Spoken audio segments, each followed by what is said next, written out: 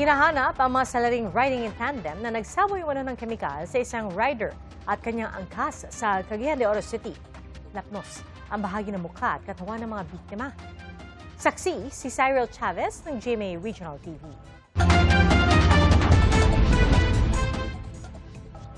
Umuusok pa ang jacket na ito ng datna ng motoristang may kuha ng viral video sa Barangay Carmen, Cagayan de Oro City, Lunes ng gabi. Pagmamay-ari ang jacket ng isang rider at kanyang angkas na babae. Sa video, kita ang lalaking rider na nagtanggal na ng damit pang itaas. Ang babae naman nakatapis habang nagbubuhos ng tubig sa kanyang sarili.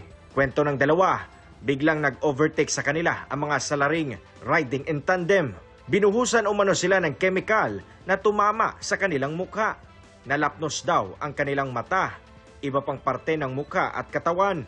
Ayon sa Cagayan de Oro City Police, inutusan ng mag-imbestiga ang Carmen Police Station. Matod pa niya, nakontak na nila ang kaning mga alleged biktima aning Sabog Moriatek sa ginaingon na sa viral post kay wala pa man kini na report sa police station o wala pud kini nagpa-blatter pa. So sa pagkakaroon nag-schedule kaniya bisita sa atong opisina.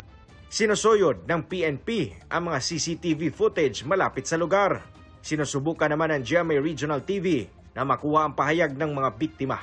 Naamang gyud tay naka-sector nga mga mobile patrols, especially pa doon sa kagabihin na ato pod nang ipaningkamutan nga matap ang mga barangay nga makikiusap pod sa pag bisita sa ilang mga areas labi na kaning niit nga mga lugar.